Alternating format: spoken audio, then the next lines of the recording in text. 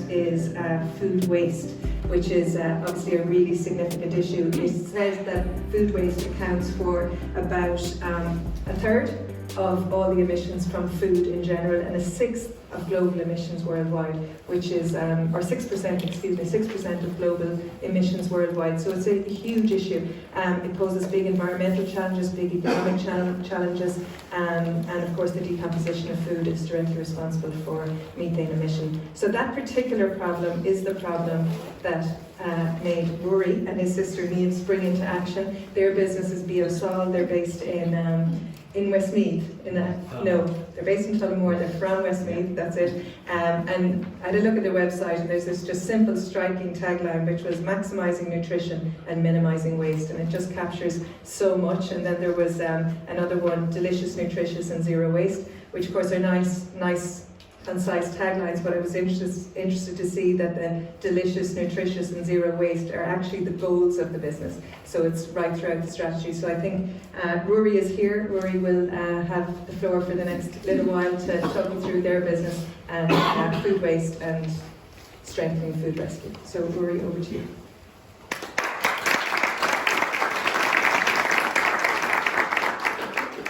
Thanks, Tina, and thanks to Marie and the rest of the team for inviting me down this morning and letting us, bring a bit of more awareness to what we're doing and the bigger goal, which is reducing the impact against climate change here. So, look, my name's Ruairi from BiaSol, and what I'm about to tell you about Circular Food Co. So, I'm going to just bring you through some of the key problems in terms of nutrition and food waste that kind of motivated us to start our whole initiative in this space, and bring you through the journey of what's taken us from idea conception right through into the marketplace and everything in between. So we'll start with the problem, and I think a lot of us probably know that you mentioned, Tina, 33% of food is wasted, but where we focus on is actually the food that's wasted at manufacturing level, and it's pretty scary really that 40% of this doesn't actually reach your plate. Okay, so it's lost at the initial outset. So if we look specifically then into the Irish food waste, and this is a report done by the EPA recently, and we're looking at some of the three biggest streams of waste. We've got root veg, 20,000 tonnes lost every year, and that's mostly your carrots and your parsnips from growers and primary producers in Ireland. The next one up then, potatoes, 72,000 tonnes of potatoes lost. A lot of them going to animal feed is probably the best use for this loss at the minute. But look, it happens right across the playing field really. And the big one then is spent grains, 140,000. And that's where we've seen to be where we can bring some impact straight away. And I'll go into that in more detail. Globally, I think it was a 2006 study, 42 million tonnes of spent grains discarded in the world, 42 million tonnes. And we're going to show you how we brought that into food. But the other big problem is fibre. Most of us just don't eat enough fibre. It's as simple as that. If you look in the US, 95% of people don't eat enough fibre daily. If we look in the UK, 91%. And we seem to be a little bit ahead of the market here in Ireland. We're getting there, but we're still 80% of us don't eat enough fibre. And the fibre goal you should be eating today is between, say, 25 and 30 grams. And a diet high in fibre is proven to kind of reduce chronic diseases such as IBS, colon cancer, and diabetes. And interesting, in the UK, they have a strategy now for 2032 to actually increase the fibre consumption by 50%. So that 25 to 30 grams is going to jump up to, say, 40 grams and 45 grams of a daily consumption. And if you kind of look at this then again, where's that leading? What's the impact of it from a cost point of view? Germany, IBS, they spend about 3.2 billion euro every year just treating people with IBS. So if we can improve the fibre in our diets, potentially we can reduce the impact that we're having on our healthcare systems as well. So on top of all of this, then we look at where are we sourcing our fibres from to maybe look at that. So it's interesting to see that some of the key ones that a lot of people get into their local health food stores is psyllium husk. comes in mostly from India, and then we have a lot of chia seed coming from South and Central America. So we're actually adding food miles for the fibre that potentially already exists here. So that's the problem. But our story begins in 2020. Myself and my sister Liv. It was a lockdown project, to be honest, and we were bored. I was over in Australia under house arrest in Melbourne. Niamh had lost her job where she was based in Athlone, and her background in food science led us to kind of come up with a project that was in the food space. And I said to her, it's like, well, like, what could we potentially do here? What could we look at? I said, well, could we create a new sustainable, nutritious source of food? So we started looking at a couple of options, and the first thing we thought of doing was actually growing a cricket farm outside Athlone and producing sustainable cricket protein. But after about 6 weeks of research, we realised Irish people aren't going to eat insects yet, so probably got another 10 years to wait for that one. We did then notice that since 2010, craft brewing and brewing in general in Ireland has exploded. There's now almost 60 breweries, I think, in Ireland, and there's about 2,700 tonnes of spent grain being produced every week on this island. We basically looked at that and said, well, what can we do with it? Could we come up with a solution to address those problems I've just mentioned? And the solution was upcycling. And so we're one of the first companies in Europe actually to join the Upcycled Food Association, which is mostly born out of the US. There's a lot of movement in that space over there. It kind of gave us the confidence to keep going forward. But the definition of upcycled food is quite simple. It's food that's destined for landfill or animal feed. It's bringing it to its highest value, which obviously is feeding ourselves. So we fall into that category, and that was our solution to address those problems that I've just spoken about. So where it began, 2020, this is a picture of my mum's oven at home. Niamh got a sample of spent grain from a local brewery and put it on a couple of baking trays. 9 hours later, kitchen smelt of malt. Mum wasn't happy with the electricity bill at the end of the month. But that's our first sample from our kitchen oven. We could send it to the lab, and when we sent it to the lab, we realised that there's 40% fibre, 20% protein, B vitamins, minerals, all still in this spent grain that's been not used. So that was the first proof point of, okay, there's something in this. So we moved to a test kitchen in Banbridge Food Campus later in 2020, similar to BIA Innovator, a couple of test kitchen units you can see our first dehydrator there. So we put some personal savings together and got a dehydrator. I think that one could produce 4 kilos. It took us 20 hours of production to get 4 kilos of spent grain. But that got us enough to be able to give samples to local bakers, local chefs, get us to our first market. I think that was in Port Arlington. Brendan will know that one. So yeah, that was the next proof point, is that the bakers and the chefs came back and said the flavour was there. And that's the key thing to food and food waste is, we just thought when we started off, nutrition and sustainability would be enough to make a difference in food, but no, it has to taste good, the flavour has to be there, or else you're not going to make any difference. So in 2021 then, the proof points kept building, we had the evidence to support a bigger expansion, and we moved into our own unit now in Tullamore. Used to be, if you're familiar with the Carroll's Cuisine, this used to be the original Carroll's building that was sitting idle for about 17 years.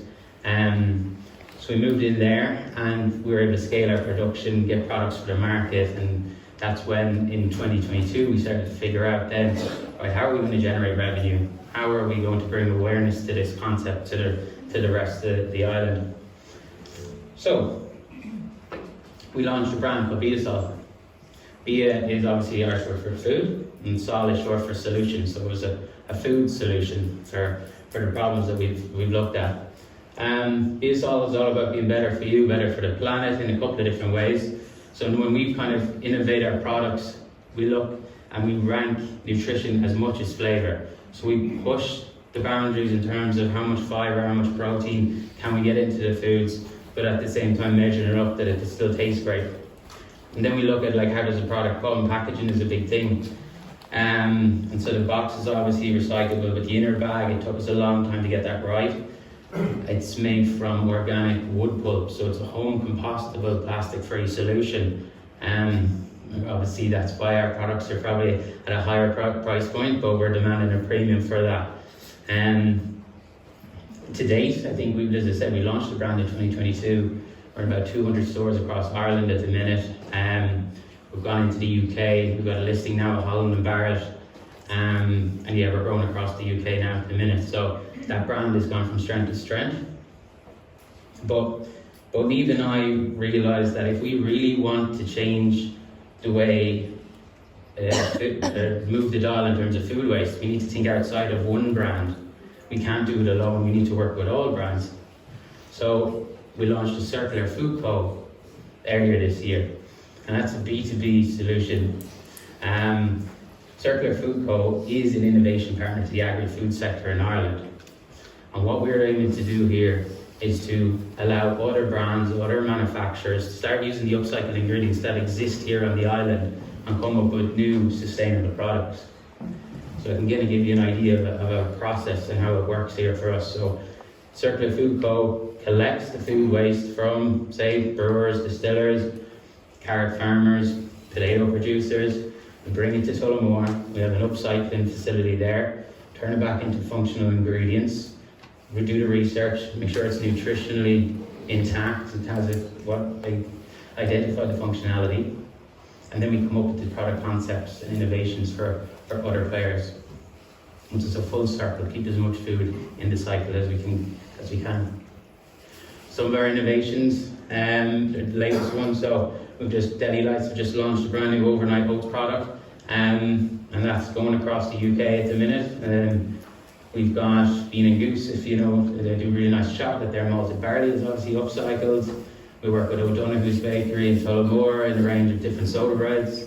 And we're just launching our own BiaSol oat bar, which has 9 grams of fibre in a bar, so it's about 33% of your whole daily load in one bar, so we're proud of that one. So yeah, look, people always ask us, like from investor panels and things like that, how are you measuring impact? Like, how is it actually adding up? So I looked at it and tried to do it in a simple way. So in 2019, in this island, we imported about 228,000 tons of wheat flour. We actually just don't grow enough wheat in this country for the bakery sector and others. So we know from our research that we can replace or substitute 10% of that wheat flour in pretty much any product, from a bread to a cookie to a pastry, with the upcycled grain that we're saving. So with 10%, 22,800 tons we could stop from being imported into the island. That's just a 2019 figure. To kind of look at it another way, that's 1,140 buses of weight that we could save just from us and our own initiative. So yeah, today we're obviously on our journey, and this year we've done 100 tons of upcycled spent grain. Hopefully that's a double on last year, and hopefully we can keep doubling and travelling as we go forward. So before I wrap up, I wanted to kind of just speak around the whole investment journey and funding journey, because every time I'm given an opportunity to tell a story, we just would not be here without the massive support for the Irish agencies. And so when we started in 2020, we bootstrapped it, myself and my sister Niamh put for our own savings together. Niamh's background is in food science, as I said, but was actually critical for her to become like a founder. She needed to have more of a commercial understanding, and New Frontiers is a brilliant program that helped her kind of grow in that space and upskill. That led us then into the local enterprise office, and then we got a feasibility grant, and that was enough so we could get a consumer research panel upon our very first spent grain product to see like what were the learnings, what were people thinking, how do people react when they see waste on our products. It's been a tough journey to try and get that right. From there we went to the kind of the most important one on that map for me was the Enterprise Ireland Competitive Start Fund. That was the moment where we got a 50,000 investment for 10% equity in the company, but it meant that I had to give up my life in Australia and drag my girlfriend from Bondi back. So she still hasn't forgiven me. But yeah, that was the big one for us. We moved back from Australia on the back of that investment. The one that's missing is the FoodWorks program, which is a really good way to get investor ready. It really opened our network as well. Both Niamh and I don't have a network in food.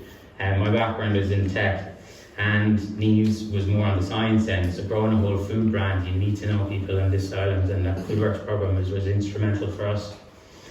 And which allowed us then to get our first seed investment in June of this year, and that was match funded by Enterprise Ireland, the HPSU. So yeah, the next one is Series A. I don't know, will we need it? Possibly, but yeah, onwards and upwards. So yeah, as the company continues to grow, like as I mentioned, we're going into the UK. We think BiaSol will be a good fit for the Nordic region. They seem to be the top leaders in terms of sustainability and nutrition. So we're going over there in November. And then the goal of Circular Food Co is just to upcycle as much food waste as we can. So that's us. I suppose my ask to you today is that, like, you know, in terms of food, we continue to look, I think, and a lot of the big companies look at, oh, I've moved to recycling material, I've moved to compostable, but I don't think enough has been done about where the actual ingredients come from. So it's time, I think, we like pick up the back of the pack and question where are these ingredients coming from, and is that sustainable? So that's me, and thanks for listening.